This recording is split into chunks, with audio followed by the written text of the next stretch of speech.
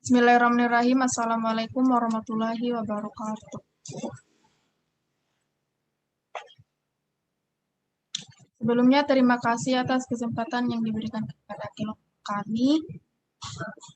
Di sini kami akan mempresentasikan hasil kerja dari kelompok kami.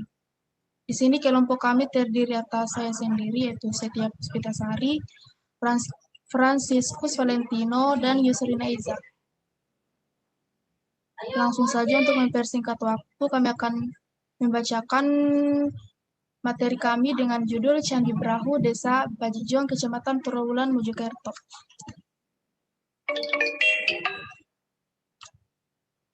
Untuk pembahasan pertama, saya sendiri akan membahasnya. Yang pertama, sejarah Candi Brahu. Candi Brahu sudah ada sebelum masa pemerintahan Raja Hayam Wuruk. Bahkan diperkirakan juga sudah ada sebelum masa Raja Brawijaya I. Dapat dikatakan bahwa Candi Brahu ini merupakan candi yang paling tua dibandingkan dengan candi-candi lainnya yang ada di daerah situs Trowulan. Candi Brahu didirikan oleh Mpuk Sindok yang sebelumnya ia merupakan raja dari Kerajaan Mataram kuno yang ada di Jawa Tengah. Kemudian daerah Trowulan ini berbatasan di sebelah utara Desa Kejagan dan Desa Tawangsari, Kecamatan Trowulan, Kabupaten Mojokerto. Kemudian berbatasan di sebelah selatan Desa Sentonorejo dan Desa Pakis, Kecamatan Trowulan, Kabupaten Mojokerto. Sebelah barat Desa Tanggalrejo, Kecamatan Mojoagung, Kabupaten Jombang, dan sebelah timur Desa Beloh, Desa Jatipasar, dan Desa Temon, Kecamatan Trowulan, Kabupaten Mojokerto. Kemudian kondisi geologi Desa Trowulan ini secara topografi, jenis tanah di Desa Bajijong Trowulan ini adalah tanah regesol dengan perbandingan struktur tanah 60% pasir dan 40% tanah lumpur. Struktur tanah liat ini yang banyak digunakan sebagai bahan pembuatan material berupa bata merah.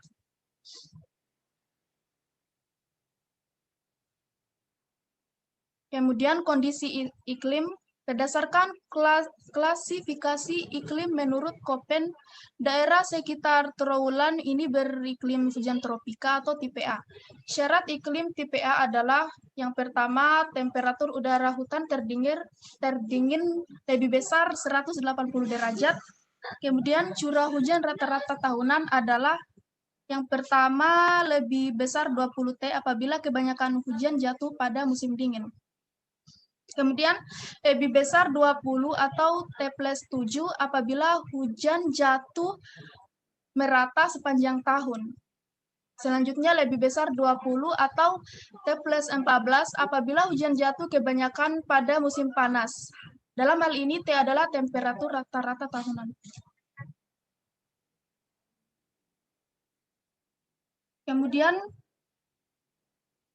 pada masa Majapahit, masyarakat Bajijong Trowulan menganut agama Hindu-Buddha. Kepercayaan lokal dan agama Islam juga berkembang pada masa itu. Raja atau pemimpin masyarakat memeluk satu agama, tapi juga menjadi pelindung bagi para pemeluk agama lain. Kemudian kehidupan sosial masyarakat Trowulan pada masa itu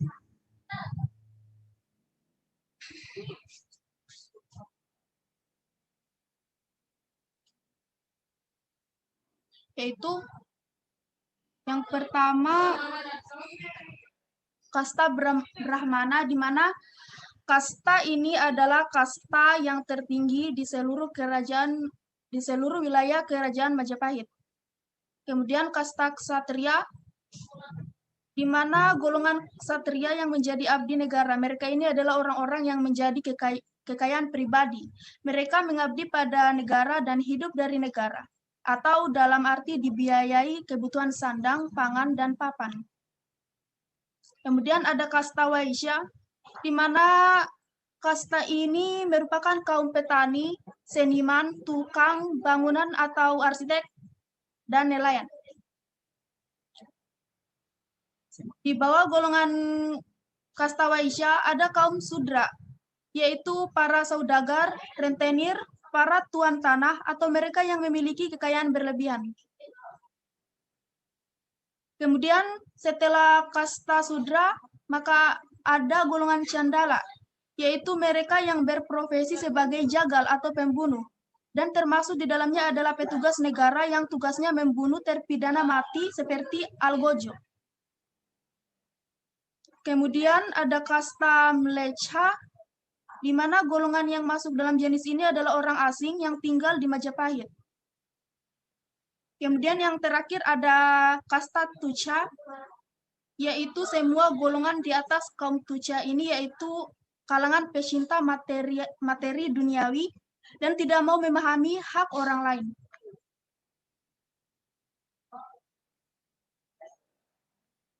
Mungkin hanya itu yang bisa saya sampaikan. Selanjutnya saya persilakan kepada teman saya untuk melanjutkan materi.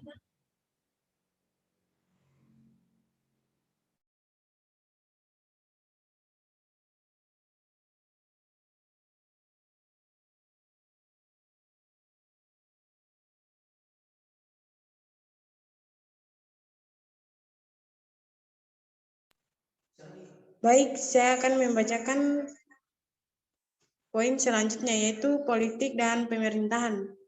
Yang pertama, Rakyat Mahamantri. Materi ini diisi oleh para putra raja.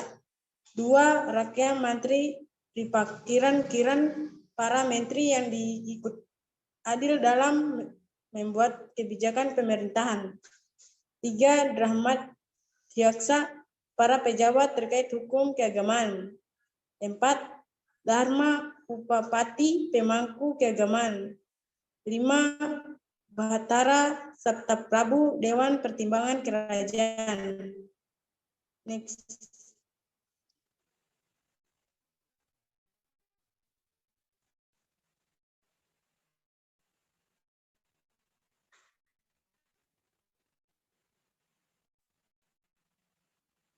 Next.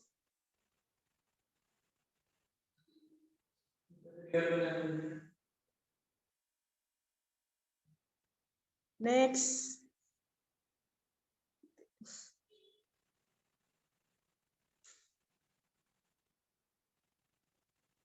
Selanjutnya, masyarakat Bejijong Trowulan pada dasarnya berpangkal pada kegiatan produksi, distribusi, dan konsumsi. Sehingga untuk mencapai kesejahteraannya, masyarakat Bejijong Trowulan bermata pencaharian yang beraneka ragam, yaitu seperti petani, pedagang, buruh tani, tukang, karyawan, dan lain sebagainya. Next.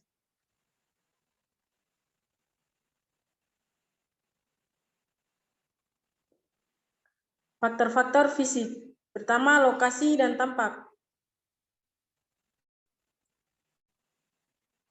Candi Brahu terletak di Pedukuhan Jambu Mente, Desa Bejijong, di depan kantor Suaka Peninggalan Sejarah dan Purbakala Jawa Timur yang terletak di Candi Brahu terletak di Kecamatan Trowulan, Kabupaten Mojokerto, Provinsi Jawa Timur. Tepat di sisi kanan jalan kecil tersebut sekitar 1,8 km dari jalan raya. Denah bangunan bujur sangkar dan arah hadapnya ke barat dengan azimut 227 derajat. Ukuran bangunan tinggi 25,7 meter serta lebar 20,7 meter. Next. Baiklah, di sini saya akan mengambil alih dari peletakan denah. Denah di sini kami membuat secara manual, mengambil konsep dari penempatan posisi plan dan tampak dari Candi Brahu tersebut. Next. Di sini adalah tampak atas dari Candi Brahu. di mana tampak kertas tersebut memiliki 4 sisi yang menjorok keluar. Di bagian barat merupakan jalan pintu masuk utama. Di situ terdapat anak tangga yang menuju ke pusat candi. Di atas candi pun terdapat 4 gapura batu yang berdiri. Next. Untuk ukuran denah, ukuran candi perahu ini memiliki ukuran luas bawah 17,5 kali 17 meter. Candi perahu berdenah mujur sangkar menghadap ke arah barat. Pada keempat sisinya terdapat penampil atau bagian yang menjorok keluar. Ruang yang hadap ke barat merupakan ruang utama. Next. Inilah salah satu contoh tampak depan dari candi perahu tersebut, di mana tampak depan tersebut dapat di sini dilihat memiliki tangga di bagian sebelah baratnya dan memiliki sebuah lubang sebagai ruang utama di bagian candi perahu tersebut, dan di bagian atas pun terdapat atap datar. Next. Bentuk tubuh candi perahu tidak tegas persegi, melainkan bersudut banyak, tumpul dan berlekuk. Bagian tengah tubuhnya melekuk ke dalam seperti pinggang. Lekukan tersebut dipertegas dengan pola susunan batu bata pada dinding barat atau dinding depan candi. Atap candi juga tidak berbentuk prisma, melainkan bersusun atau persegi empat, melainkan bersudut banyak dengan puncak datar.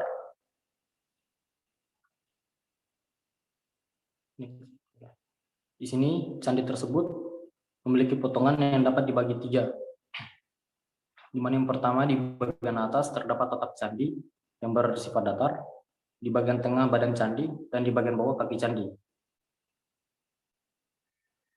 Next. Struktur bangunan candi perahu terdiri dari kaki candi, tubuh candi, dan atap candi. Kaki candi terdiri dari bingkai bawah yang diletakkan satu sama lain dengan sistem gosok. Bagian tubuh candi perahu sebagai besar merupakan susunan atau bata-bata yang baru dipasang pada masa pemerintahan Belanda. Sebagian besar candi-candi di Trowulan dibangun menggunakan batu bata merah karena mengandung unsur legi atau kepercayaan pada masyarakat tersebut. Next. Elemen terbaik di sini kami mengambil badan candi. Berhubung badan candi memiliki bentuk yang dapat mengambil bentuk dari prinsip Linggayoni yang melambangkan kejantanan dan kesuburan. Yang kedua, dari segi material menggunakan material tanah liat, batu merah yang diletakkan satu sama lain dengan sistem gosok. Bagian tubuh candi sebagian besar merupakan susunan batu bata yang baru dipasang pada masa pemerintahan Belanda. Next. Tokoh arsitektur yang berperan dalam pembuatan candi ini adalah Ruku Sindok pada tahun 861 Saka atau 9 September 939 Masehi. Nextnya. Oke. Contoh bangunan yang mewakili. Di sini kami mendapatkan bentuk dari gambar gapura Bajang Ratu, di mana bentuk atap bagian tengah candi serta bagian bawah candi dapat mewakili struktur yang menyerupai candi perahu tersebut. Bagian atasnya yang bersifat datar, bagian tengahnya yang berdinding lubang, dan di bagian bawahnya yang memiliki lantai dan tangga di pas posisi tengah. Nextnya. Oke. Kesamaannya sama-sama memiliki bentuk denah bujur sangkar. Pada keempat sisinya terdapat penampil atau bagian yang menjorok keluar. Ketiga memiliki satu lubang di tengah sebagai pintu masuk utama yang ke dalam bilik. Yang keempat sama-sama memiliki bentuk atap yang datar. Nextnya.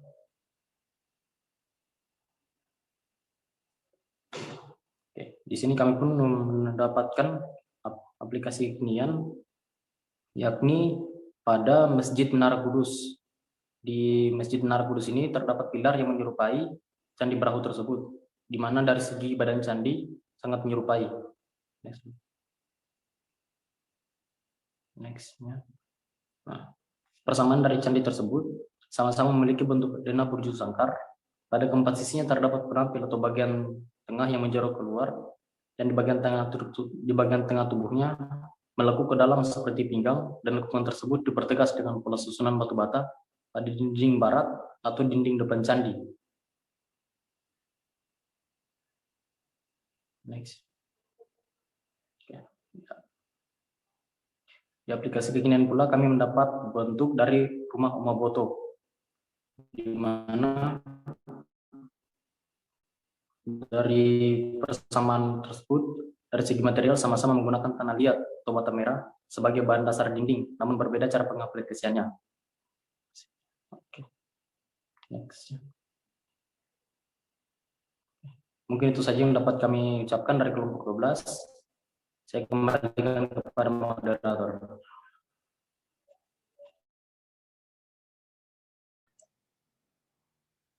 Baik, mungkin hanya itu yang bisa kami presentasikan. Kurang dan lebihnya kami ucapkan mohon maaf yang sebesar-besarnya.